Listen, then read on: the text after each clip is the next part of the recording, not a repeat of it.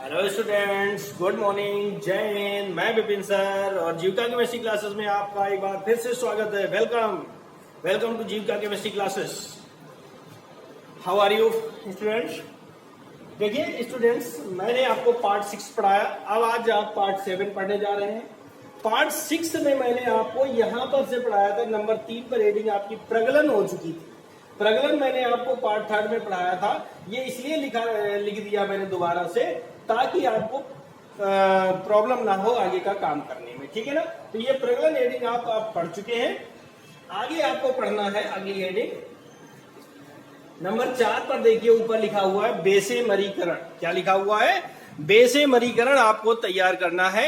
और देखिए बेसेमरीकरण में क्या है कि वात्या भट्टी से, है ना, वात्या भट्टी से प्राप्त गलित धातु मैट कहलाती है। वात्या भट्टी से प्राप्त गलित धातु, अभी आपने प्रगलन किया था, प्रगलन में क्या किया था, परावर्तन वात्या भट्टी में कोक और सिलिका मिलाकर उसको पिघलाया था, है ना, जिससे धातुमल आपका निकल गया था। तो वात्या भट्टी से प्राप्त गलित धातु, जो धातु हमें पिघली हुई अवस्था में प्राप्त हुई है, द्रव अवस्था में प्राप्त हुई है, वो धातु मैट कहलाती है। क्या कहलाती है? मैट। मैट में सिलिका मिलाकर बेसेमर परिवर्तक में भर देते हैं। मैट में सिलिका मिलाकर बेसेमर परिवर्तक में भर देते हैं। आई बात समझ में कि नहीं? हाँ, मैट में सिलिका मिलाकर बेसेमर परिवर्तक में भर देते हैं तथा वायु की तीव्र धारा प्रवाहित करते हैं, जिससे कि निम्न परिवर्तन होते हैं। आई बात समझ में कि नहीं? फिर से एक बार देख लीजिए। वात्या भट्टी से प्राप्त गलित धातु, जो पिघली हुई धातु होती है, वो मैट कहलाती है। मैट में सिलिका मिलाकर बेसेमर परिवर्तक में भर देते हैं और वायु की तीव्र धारा प्रवाहित करते हैं, जिससे कि निम्न परिवर्तन होते हैं। अब सबसे पहले आपको ये देखना है डायग्राम में कि बेसेमर परिवर्तक कैसा होता है ना, वो देख लीजिए। आइए हम डायग्राम बनाते हैं।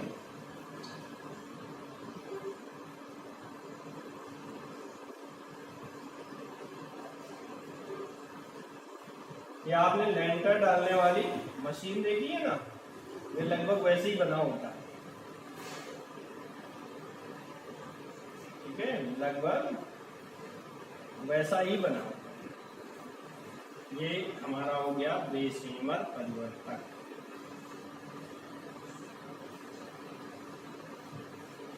ठीक, इसे जो है दो स्टैंड में इस तरह से लाते हैं और ये जो है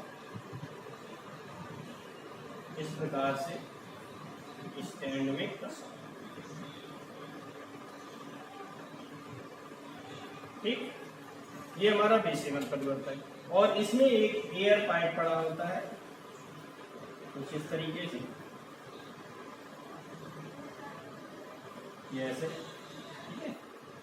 यहाँ से वायु प्रवाहित करते हैं, यहाँ पर वायु के छिद्र होते हैं और यहाँ पर हम मैट को भरते हैं। इसको भर देंगे मैट।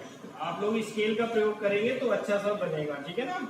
और यहाँ से कुछ व्यर्थ गैसें बाहर, ठीक है, और इसको गर्म करते हैं। क्लियर हुई बात? ये हमारा बन गया बेसेमर परिवर्तक,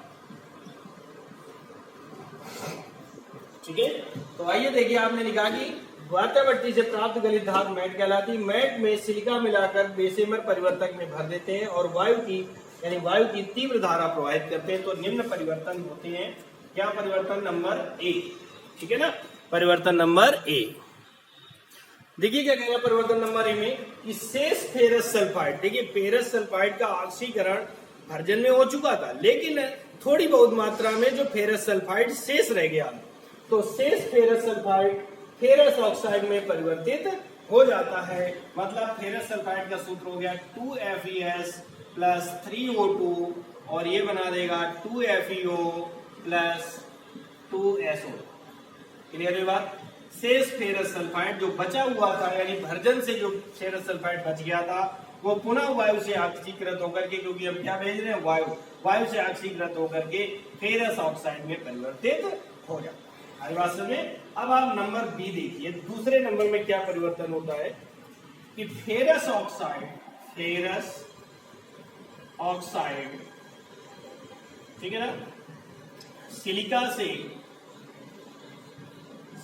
से क्रिया करके धातुमल बनाता है। क्या बनाता है भैया? धातुमल बनाता। फेरस ऑक्साइड सिलिका से क्रिया करके धातुमल बनाता है, यानी कि FeO प्लस SiO2 ये बना देगा FeSiO3, जिसका नाम है आयरन सिलिकेट।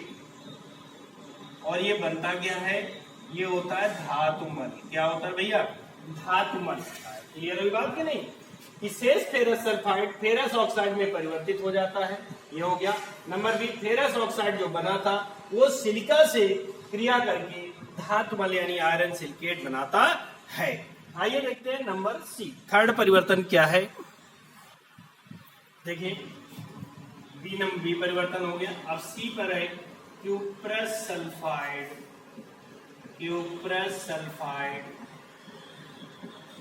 की शेष मात्रा, ठीक है ना, शेष मात्रा वायु के साथ ऑक्सीकृत होकर Cu2O क्यूप्रस ऑक्साइड कहेंगे। Cu2O बनाती है, ठीक है ना? क्या बनाती है? Cu2O बनाती है। जबकि क्यूप्रस सल्फाइड स्वतः अपचयित होकर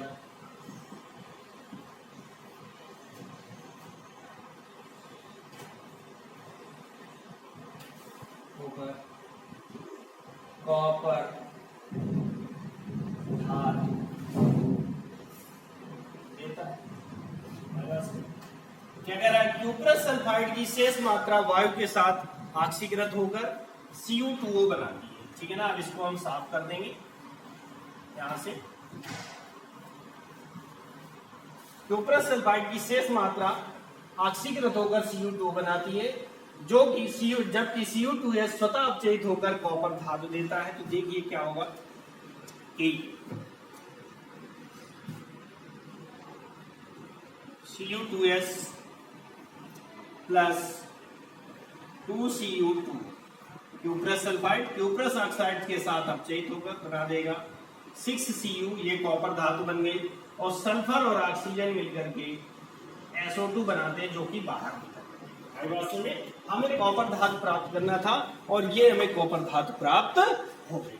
क्यूप्रस सल्फाइड स्वतः अपचयन द्वारा कॉपर धातु देता है और सल्फर डाइऑक्साइड वाष्प के रूप में बाहर निकल जाती है।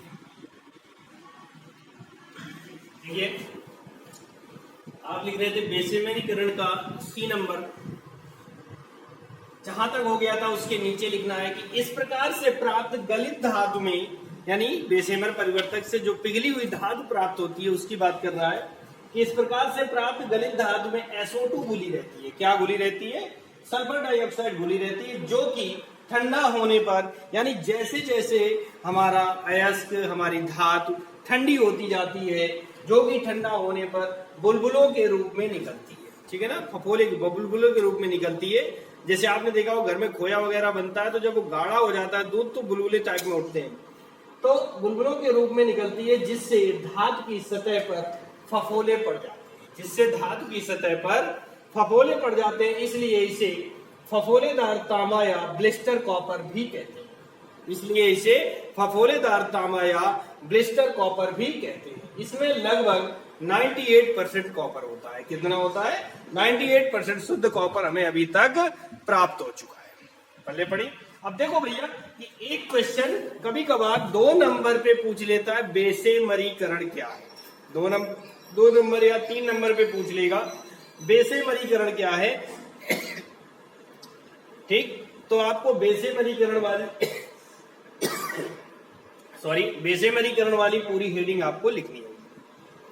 और कभी कभी क्वेश्चन ये आ जाता है कि मैट से फफोलेदार तांबा कैसे प्राप्त करेंगे? मैट से फफोलेदार तांबा कैसे प्राप्त करेंगे?